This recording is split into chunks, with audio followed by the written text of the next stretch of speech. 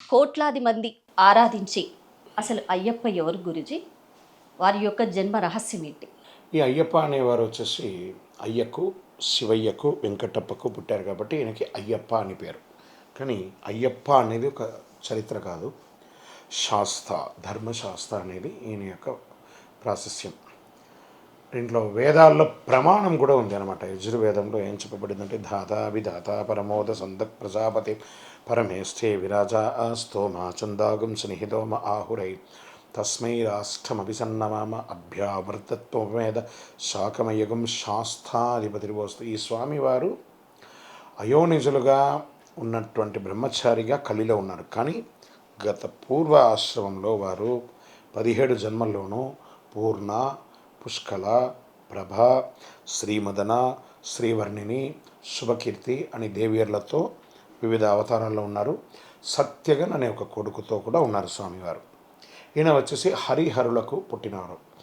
హరి శివుడు, మహావిష్ణు రూపంలో ఉన్నాడు. హరుడు శంకరుడు. మహావిష్ణువు మోహిని అవతారంలో ఉండగా శివుని యొక్క భార్య, శివుడు వచ్చేసి అంబ పరమేశ్వరుని తప్ప వేరెవరిని మోహించరు.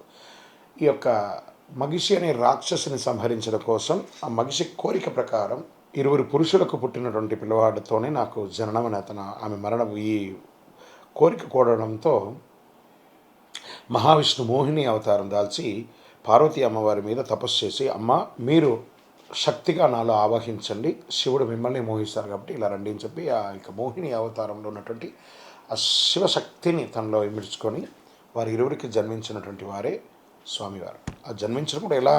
మహావిష్ణువు మోహిని అవతారం ధరించగానే సుందరేశ్వరుడి యొక్క కంటి చూపు పడగానే అమ్మవారు సిగ్గుతో అలా వెళ్తూ ఉండగా పరిగెడుతూ ఉండగా ఇరువురు ఎంబడబడి పరిగెడుతూ ఉండగా ఒక చోట నిలబడతారు. అదే ముహిర్ధవన్ మలై అంటారు. దట్ వెస్టర్న్ ఘాట్స్లో ఉన్నటువంటి ముహిర్ధవన్ మలై. మనం ఇప్పుడు ఇక్కడ ఏసీలో కూర్చున్నాం. అదే ఇప్పుడు చెమట లైట్లు ఎన్ని వేస్తే చెమట ఎలా వస్తుంది, అలా పరిగెడుతూ ఉండగా వారి ఇరువురికి కూడాను శివుడికిను మోహిని అవతారంలో ఉన్నటువంటి విష్ణువుకును చెమట వస్తుంది. ఆ చెమట బిందు కింద రాలకుండా ఉండడం కోసం మహావిష్ణు తన అరిచేతిని, శివుడు తన అరిచేతిని పెట్టగానే వారి ఇరువురి యొక్క చెమట బిందు యొక్క కలయికనే హరిహరాత్మజులుగా స్వామివారు జన్మించారు. అందులో నుంచి ఒక చుక్క జాలు వారి కింద పడింది. అదే పంపానది. స్వామి వేరు, పంపానది వేరు కాదు. ఇలాగే స్వామివారు జన్మించారు. కలిలో మాత్రమే ఆయన బ్రహ్మచారిగా ఉన్నారు. అన్ని అవతారాల్లోనూ ఆయన గృహస్థాశ్రమంలోనూ సంతానంతోనూ ఉన్నారు. శరణమయ్యప్ప. అసలు అయ్యప్ప దీక్ష ఎందుకు తీసుకోవాలంటారు? ఆరోగ్యం కావాలా? దీక్ష తీసుకోండి. ఐశ్వర్యం కావాలా? దీక్ష తీసుకోండి. డిసిప్లిన్ కావాలా? దీక్ష తీసుకోండి. మిమ్మల్ని గురించి మీరు తెలుసుకోవాలనుకున్నారా? దీక్ష తీసుకోండి. పుట్టినందుకు ఒకసారైనా శబరిమలకు వెళ్ళాలండి. ఆ వెళ్ళిన వాళ్ళు మాత్రమే ఆ అనుభూతిని అనుభవిస్తారు. అంత అద్భుతమైనటువంటి అనుభూతి.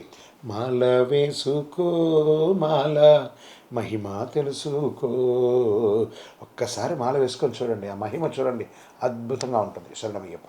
ఎన్ని రోజులు దీక్ష తీసుకోవాలంట? 48 రోజులు, 27 నక్షత్రాలు, 12 రాసులు, 9 గ్రహాలు, అసలు వాళ్ళకి అన్నీ కలిపి కూడా 48 అవుతుంది. కాబట్టి 48 రోజులు దీక్ష తీసుకోవాలి. 3 పక్షములు 3 ప్రాయశ్చిత్తం.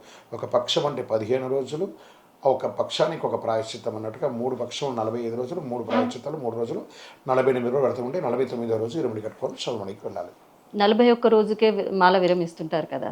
దోషమా అని కాదు, ఆ కనీసం ఒక మండల కాలం 41 రోజులైనా ఉంటున్నారు కదా, సంతోషపడండి. అందుకంటే తక్కువ వెళ్ళకండి. నలుపు రంగు దుస్తులు ఎందుకు ధరించాలి గురుజీ?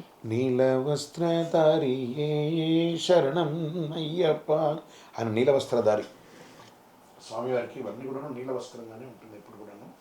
ఇది స్వామివారి శని ప్రీతి కోసం ఉన్నటువంటి వారు కాబట్టి శనికి ఏం కావాలి అని అంటే, ఆ శని పట్టిందంటే వాడిని పిచ్చోడ్లాగా చేసేస్తుంది. అవును. ఎంట్రుకలు విరబోసుకొని పిచ్చి డ్రెస్సులు, కాళ్ళకి చెప్పులు లేకుండా వాడు శని భగవాన్ అనుకుంటారు, వీడు నాకంటే ఘోరంగా తయారయ్యాడు కదా, వీడిని వదిలేస్తానని చెప్పి అయ్యప్ప భక్తుల దగ్గరికి కూడా రాడట.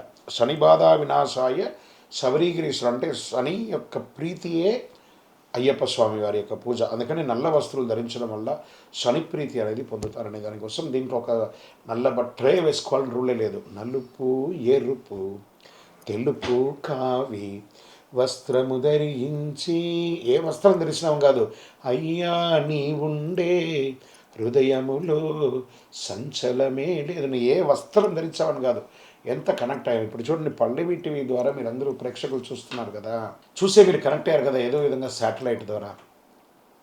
అలాగే మీ ముంగిట ఉన్న దేవుడి దగ్గర కనెక్ట్ అవ్వండి. కళ్ళు మూసుకొని ఉండగా ఆ స్వామివారి యొక్క దివ్యమంగళ తేజోమయమైనటువంటి రూపం కనబడాలి. అలా కనెక్ట్ అవ్వండి. శరణమయ్యప్ప.